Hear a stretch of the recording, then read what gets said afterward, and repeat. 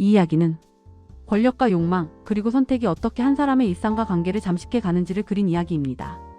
또한 이 이야기는 한 인물의 몰락뿐 아니라 욕망을 도구로 삼아 스스로의 가치를 증명하려는 또 다른 인물의 시선을 함께 따라갑니다. 끝까지 함께하고 싶으시다면 구독, 이야기가 마음에 남으셨다면 좋아요, 다음 이야기를 놓치고 싶지 않으시다면 알림 설정을 부탁드립니다. 그럼 이야기를 시작하겠습니다. 김도연은 사람을 볼 때 항상 첫인상을 경계해왔습니다. 겉모습은 쉽게 사람을 속인다고 믿었고 특히 회사에서는 더더욱 그랬습니다.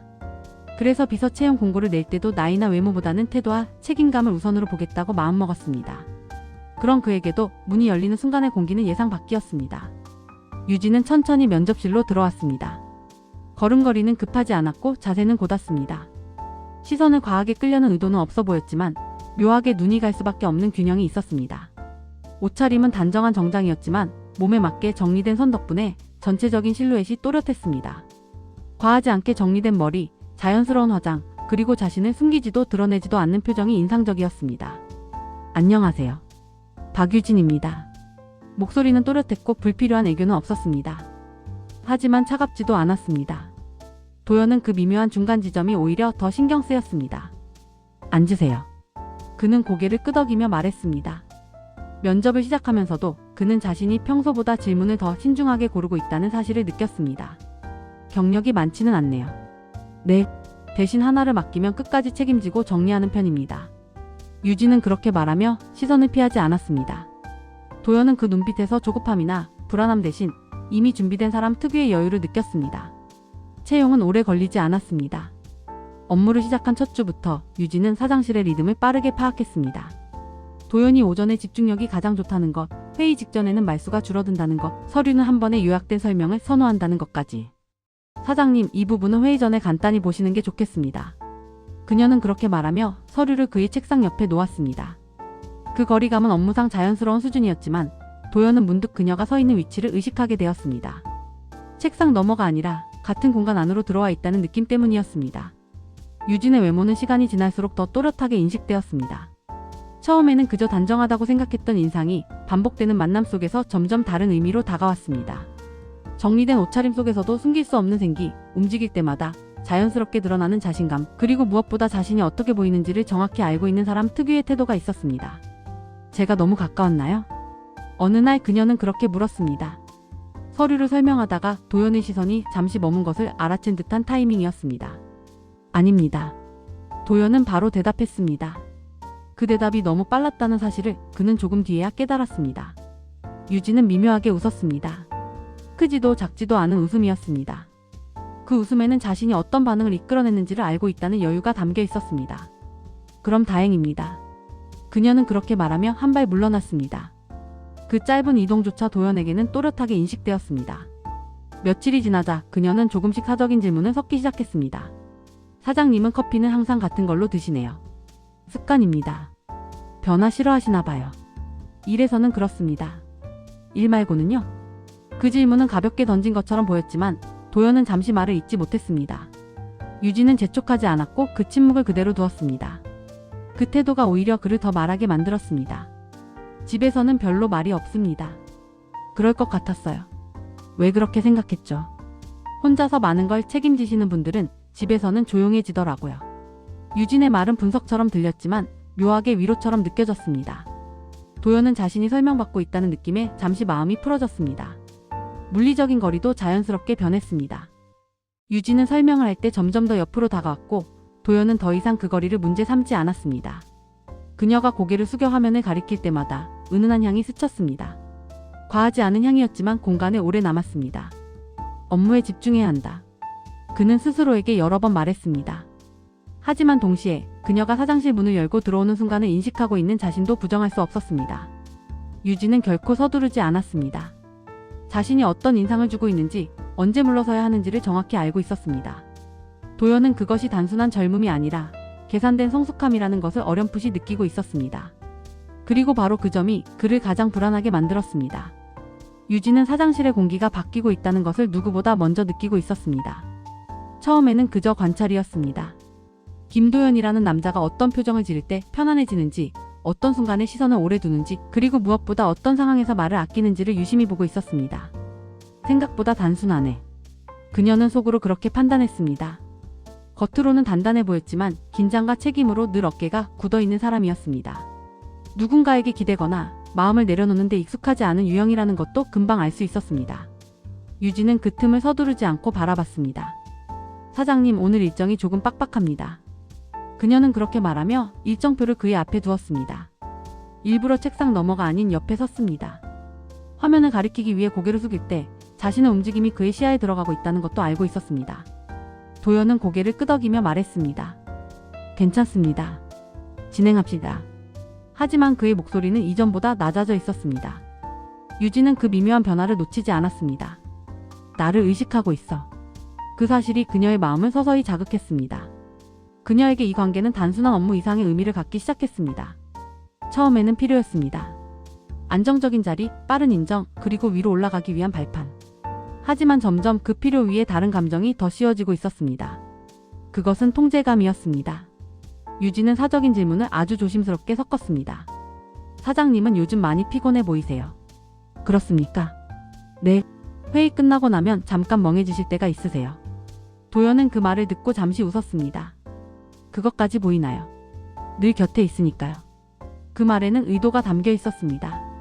늘 곁에 있다는 말. 단순한 비서의 위치를 넘어서는 표현이라는 것을 유진은 알고 있었습니다. 도연은 잠시 아무 말도 하지 않았습니다.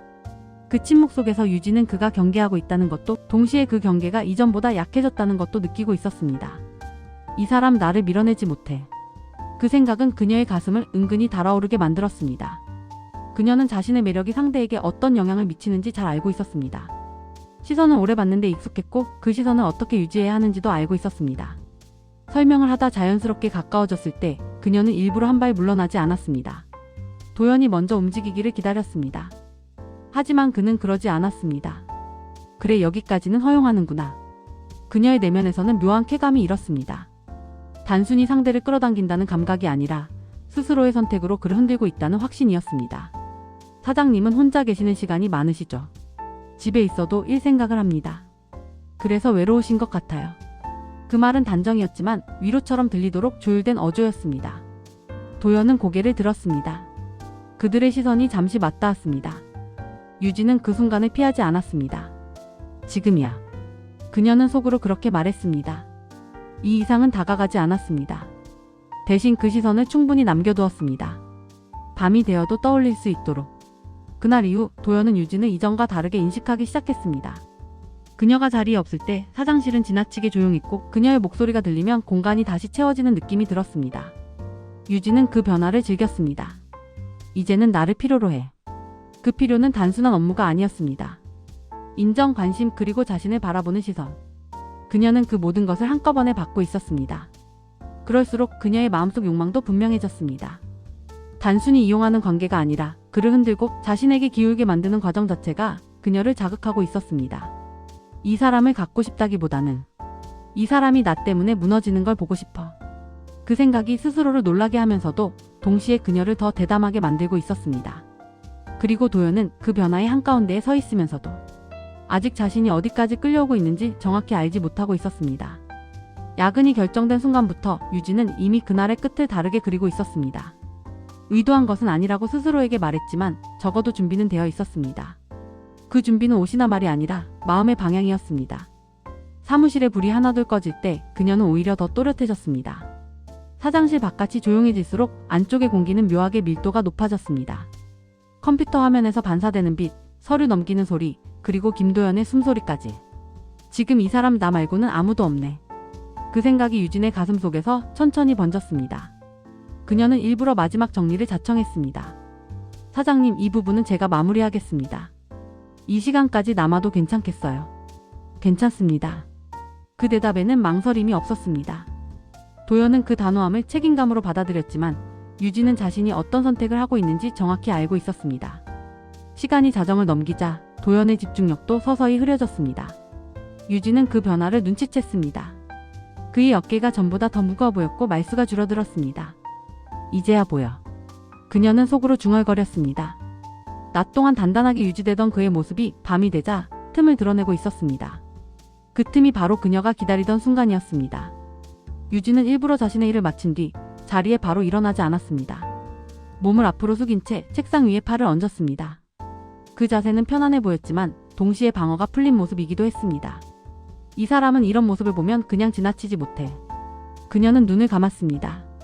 잠든 척이 아니라 정말로 잠시 숨을 고르듯이. 얼마나 시간이 흘렀는지는 중요하지 않았습니다. 중요한 것은 그가 반드시 반응할 거라는 확신이었습니다. 그리고 예상대로 발소리가 가까워졌습니다.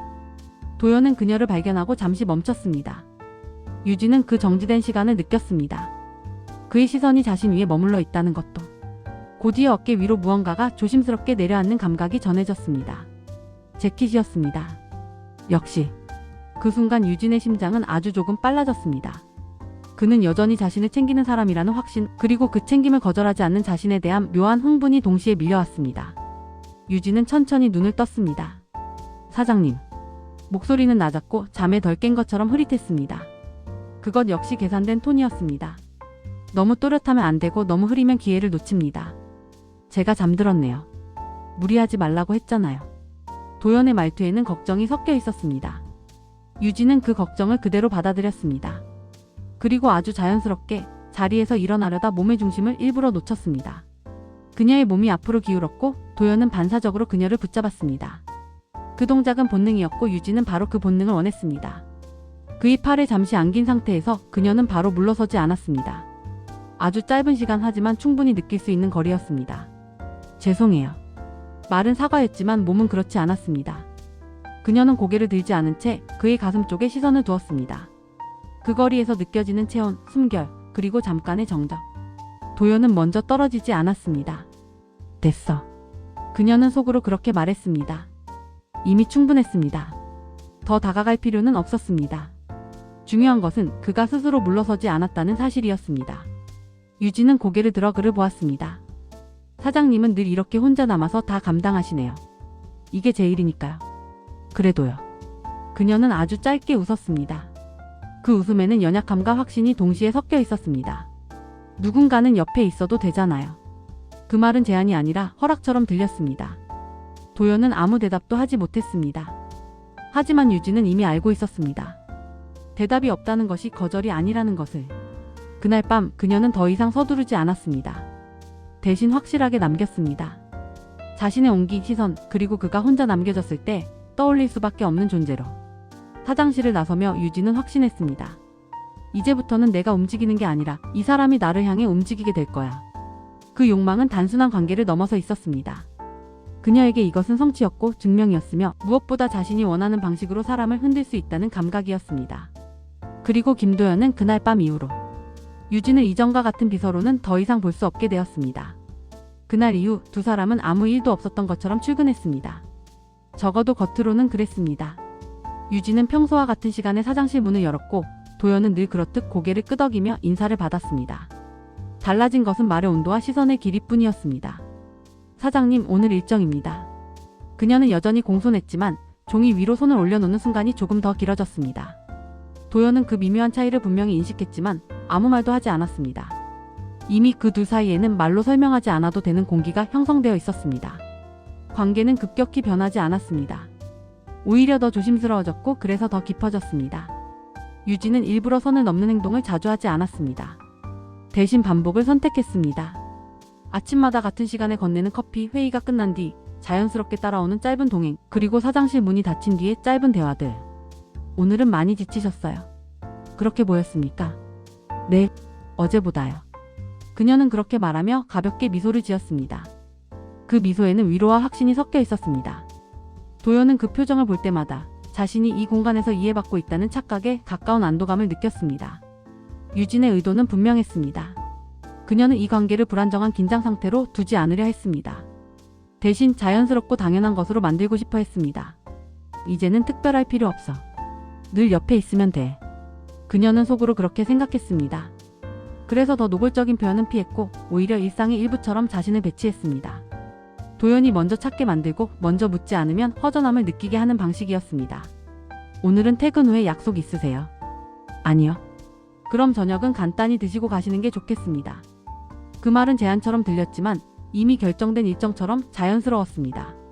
도연은 점점 회사에 머무는 시간이 길어졌습니다. 집으로 돌아가면 아내와의 대화는 짧았고 세 딸들과는 눈을 마주치는 일조차 어색해졌습니다. 요즘 왜 이렇게 늦어요? 일이 많습니다. 그 대답은 틀리지 않았습니다. 하지만 전부는 아니었습니다. 그는 점점 회사에서의 자신이 더 편안해지고 있다는 사실을 느끼고 있었습니다. 유진 앞에서는 설명할 필요도 증명할 필요도 없었습니다. 그녀는 늘 그를 이해하는 표정으로 바라봤고 그 시선은 그의 피로를 무디게 만들었습니다. 유진은 그 변화를 정확히 읽고 있었습니다. 회사에서는 변화가 더 분명해졌습니다. 유진은 중요한 회의에 동석했고 도연은 자연스럽게 그녀의 의견을 물었습니다. 그 장면을 지켜보는 직원들의 시선이 달라졌습니다. 요즘 사장님이 유진 팀장 말만 듣는 것 같지 않아. 승진이 너무 빠른 거 아니야? 소문은 빠르게 퍼졌습니다. 유진은 그 소문을 막으려 하지 않았습니다. 오히려 어느 정도는 필요하다고 생각했습니다. 그것은 자신이 이 회사 안에서 어떤 위치에 있는지를 공고히 해주는 증거였기 때문입니다.